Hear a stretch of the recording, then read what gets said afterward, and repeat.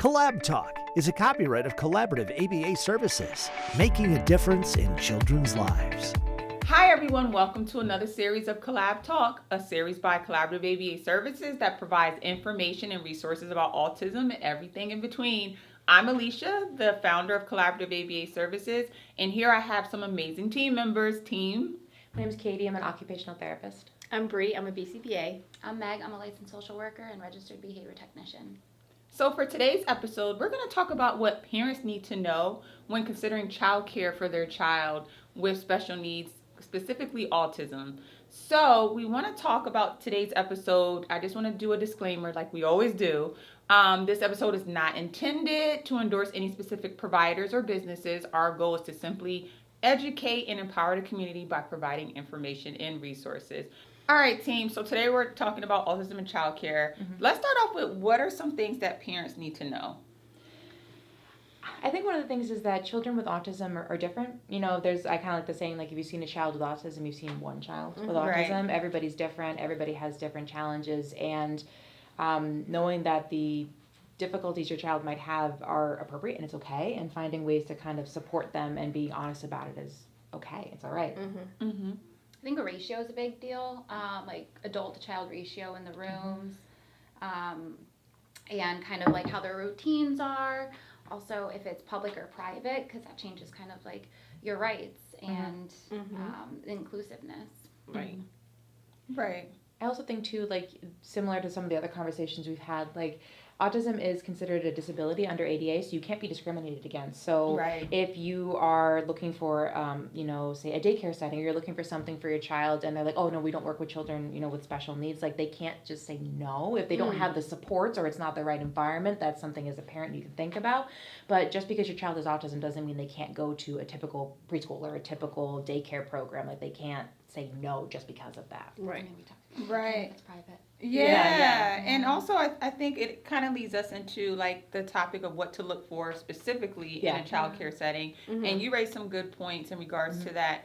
Also, you want to make sure that the staff are very inclusive and welcoming. Yeah. So if you go and check out this childcare facility and they're all very warm and fuzzy and welcoming, that's a good sign. Another thing to think about is also like training and awareness. Yeah. Right? As a parent, what are some things that you guys can advise to a parent that's looking for childcare in regards to training and awareness? You can specifically ask, do they have experience with children on the spectrum, or do they even have specific training? Like, or is there behavior therapists or RBTs that work there that are involved? And what kind of supervision maybe some of those direct staff have that are directly with your child? Some trainings that come to mind for me are like CPR, Yes. physical management training, like Safety PFT, care. safety care. I also think looking at, like, not in a rude way, but the age of the staff. I think sometimes if you go to certain programs, it's, I know, like, say it's college kids or teenagers, and then sometimes it's like, women who've been doing this for 10 years. So I think looking at kind of what is the skills of the staff, what are the ages, and being able to become comfortable with what they have to offer so that it can match your child the best. Yeah. That makes me think of the space too. Is there room for movement and those kind of sensory breaks or quiet spaces they may need? And with the environment, like water, right? If there's water around, your child has excitement with water, but that's a danger to them. Like thinking of these types of things too, like how do they handle those situations or keep the child safe away from the water, away from things that may be concerning for you individually. Yeah, and also I think it's important too is finding out if they're flexible, because a lot of times, sometimes childcare providers can get into what we call a power struggle with the kiddos, and they might be very rigid with their policies and procedures. And it's kind of looking and maybe asking them, like, what are your behavior protocols? Are you guys flexible in regards to routines, communication styles? Do you guys communicate with the kids? Do you use visuals? Or do you guys, implement sign language, or is it just verbal? And also, like, the flexibility with expectations. So, like, are you guys flexible or able to give us those flexibility? Because remember, we have to individualize the care that we're giving to those kids. I think that routine and schedule, I think, is a really big piece. Like, if you are having a child that isn't able to, say, sit for circle time or be a part of some of those more kind of group settings, and you're requiring that kid to sit, that's going to be really, really hard. Yeah. If you have a kid that, has sensory issues or picky eating things, and sitting for that, like, snack time or meal time is really hard for them. Like, I think, like you mentioned, Alicia, flexibility is huge. So knowing that my kid can go take a break, my kid can go play with something while the other kids are doing something that isn't really their main interest, I think is really important. Yeah.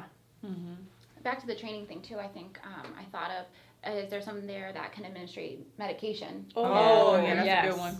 Yes, or like a nursing on staff if your child has other needs or what it may be. Yes. That is true, and even flexibility with like lunches and snacks, right? Right. Yeah. So like if there's restrictions where the kids can't bring outside food in because of, each facility has their different rules, are you flexible for a child that has sensory needs and may not, may not want the lunch that particular day? Do you have options? So like those are also other things to kind of consider as well. So the next thing to consider also is communication, right, with the child care provider is huge. And as a parent, it's very important that you're very open about your child's needs from the beginning so that you can, find out from the beginning, do they have the resources and supports to support my child? Yeah, and I think as a parent, it's kind of like the tricky line, right? Like, do I really tell them, like, how tricky my kid can be? I know I've had some parents, like, that are maybe, like, a little uncomfortable or they're not sure, like, I don't want to paint them in a bad light. Like, they can be really sweet, but sometimes they can have harder challenges. But I think being honest about what could possibly happen prepares the providers and prepares the facility for being able to support that child versus if we don't talk about what some of the trickier, maybe unpleasant things can happen, they may be a surprise. And that's always challenging for anybody to deal with, your kid included. Right.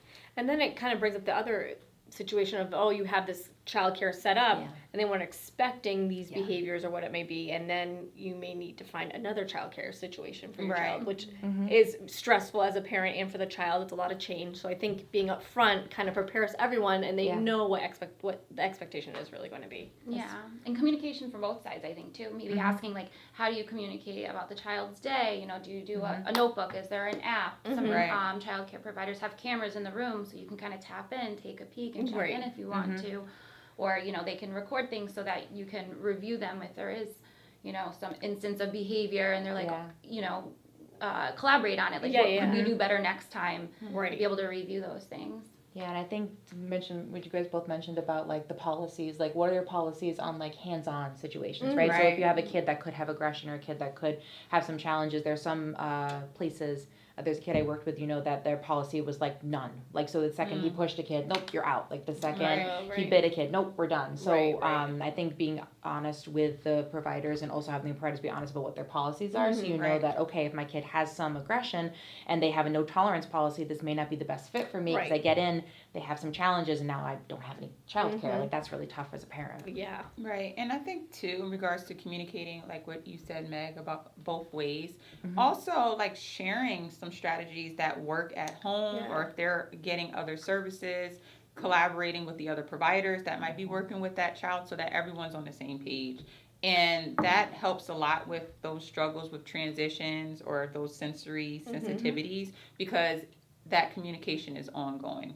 Yeah, I agree. Like, tap into the resources. I know some insurance companies will pay for what's called parent training, but they'll go to child care providers as well and provide some training that's covered by the insurance so that you feel more comfortable about them managing your child and their behavior. And that made me think of, too, like, in some childcare settings, they will allow, ABA to come in depending on the setting. So that's also something to kind of ask and think about because if the support is needed, maybe that's something that could also be. Right. Good, valid points. So another thing to consider is how do we support your child in care as a parent? And one of the main important takeaways is consistency. Children, regardless of disability, do well with expectations and consistency and routines. So regular communication, kind of like what we were just talking about between home and childcare, is very important because it helps establish routines and also expectations consistently.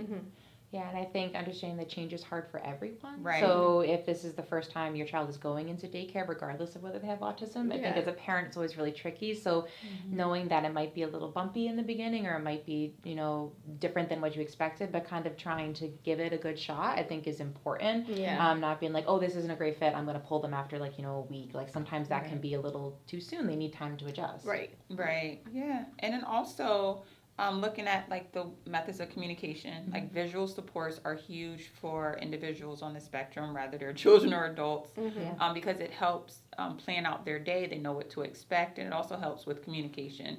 So, supporting them in a child care center may also include, working with the daycare center to have some visual support. Anything else in regards to supporting, helping parents support their child in child care? Using positive behavior strategies, I think is really important. Not going right to those punishment strategies, but using that positive behavior. It's more effective, and it's just better for everybody involved. Right. Good, valid point. So the next thing to consider is also the ability to collaborate. And we talked about this earlier about the open lines of communication between home as well as the child care facility, right? So working together, collaboration is huge, because it helps everyone stay on the same page, and we also learn from each other through insight. Any other tips as far as helping families with collaboration with child care facilities? I think kind of understanding what their policies are for collaborating with outside providers. Yeah. Like I know for us here at the clinic, you have to sign a release for us to be able to talk to other people. What is their policy? Can they have people come in and observe? Do they need to do just phone calls? Does the parent, I had one where the parent needed to be present at the meetings with the administrator. So I had to coordinate a 3-way meeting when I had collaboration. So just kind of figuring out what is required both on your end and on their end so that you can have that collaboration. Right. Good, valid point. So the next area to talk about is, what are some helpful tips for parents in considering childcare? I think it's important to go see the facility, right? I think that's something that we also offer here is, come and see it, meet some of the staff, kind of get a feel for it, trusting your gut as a parent. Like, okay, wow, this looks like a really nice facility, the staff are inviting. It gives you a better feel once you get there and really see it in person and see how it's ran and meet the people. I think something we mentioned before too, if it's a private facility or a public facility, because that kind of changes how funding is applied and policies, like the ADA, like you mentioned, and kind of finding out about experience, maybe put feelers out in the community. Has anybody had experience, with this child care facility, and getting feedback that way organically. Yeah. I know a lot of people do that on social media now, if it's, in your town or in a autism group or online. Asking, I think, don't be afraid to ask and get other people's point of view, but keep an open mind when you get other people's point of view. Right. Yeah, those are definitely some things to consider. The next area or topic to kind of think about is some resources for support. So what are some resources for support that parents or caregivers watching this episode can utilize to help with that child care search? So I think birth to 3 or early intervention can sometimes help with those earlier years. I know in my experience that they often, have ins and outs and can suggest places to go that they've experienced good things with. Another thing that comes to mind is 211 or InfoLine. Yes. They have an online as well as a person that you can actually call. And they have a list of child care providers, and you can actually look up different facilities, whether it's family or actual center, and they give you some information. Sometimes they have the pricing on there. Also, sometimes they can kind of tell you their specialty as far as the staff. That's a very good resource. And also, you may be able to find information if the facility has had any complaints against them, which for me as a parent, that is huge. If I'm looking at a child care facility, I want to know if there's been some complaints filed with the state on this particular place. Yeah. And it is accessible. So those are some things that I kind of think of. Yeah. And accreditation. Yep. Well. Yes, accreditation is huge. And what facilities accept state assistance as well? Oh yeah, like Care for Kids. Yes, thank you. I couldn't remember. Right. And also, if they don't accept Care for Kids, do they do a sliding fee scale? And what does that look like? What are the income requirements?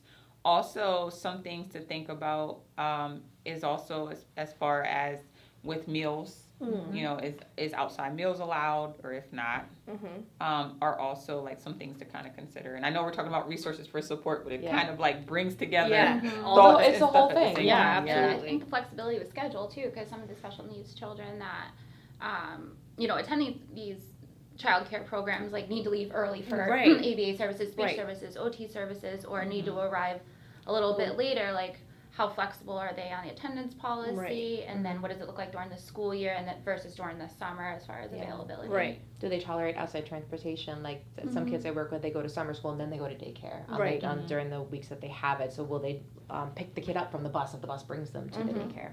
And now that you mentioned that, that's another resource is their special education department or their town special education, because sometimes if a child has special needs, they may qualify for like a preschool program for special needs. So that's also a resource for support, and that is something that you can find through your school district, local school district. Also, autism organizations are also resources for support, like Autism Speaks is one where they do have a resource guide, and Autism Navigators that can help navigate different resources that are autism friendly in the community. And then also, Meg, what you were talking about, like parent support groups, it's like another resource for support. Yeah, some towns even have, like my town has a disability commissioner. I don't know if every town has one, but part of like the social services department, there's people that specifically work with families with children with special needs and help find those resources and help find funding and resources that kind of help navigate that system when it's difficult, or especially small towns. Yeah. And also, too, early intervention programs like Head Start, for example, is another resource where they do have programs for children to attend early preschool models. So those are some other resources. So do we have any final thoughts or any key takeaways? I feel like we kind of summed it all up when we were talking about resources at the same time. Is there anything else that you guys can think of that we haven't mentioned that can be helpful with supporting families looking for childcare if they have a kid with autism or other disability? I think it can kind of be scary when you're looking at these at childcare settings, and of course, if you have a child that has special needs and is nonverbal or has you know, a lot of needs. So I think it's important though to also keep an open mind, because there are some really great facilities out there that are very supportive and willing to be flexible and willing to you know, adapt to what your child needs. So I think we're always looking for like, oh, they're not going to do it. But I think there are some really great places and facilities and camps that will adapt. So I think it's good to keep an open mind. Yeah, and there are, like, piggyback what you're saying about like finding that really good childcare facility is very important, because if they are supporting the child and they're you know, very inclusive and they're accommodating and the parents are collaborating with the facility and they feel welcome, then the child can thrive because it's more of a supportive environment. Agree. So we're gonna wrap up this episode on autism and childcare. Thanks everyone for tuning into this episode of CollabTalk. If you found this information valuable, please don't forget to like, subscribe, and hit the bell so you never miss an episode. Got thoughts or comments or questions? Please drop them in our comments box. We would love to hear from you. And let's keep this conversation going until next time. Check us out to learn more about collaborative ABA services on our social media pages and our website at www.collaborativeabaservices.com, and our social media pages including Instagram, Facebook, LinkedIn, and TikTok. Yeah, TikTok. Until next time, goodbye. CollabTalk is a copyright of Collaborative ABA Services, making a difference in children's lives.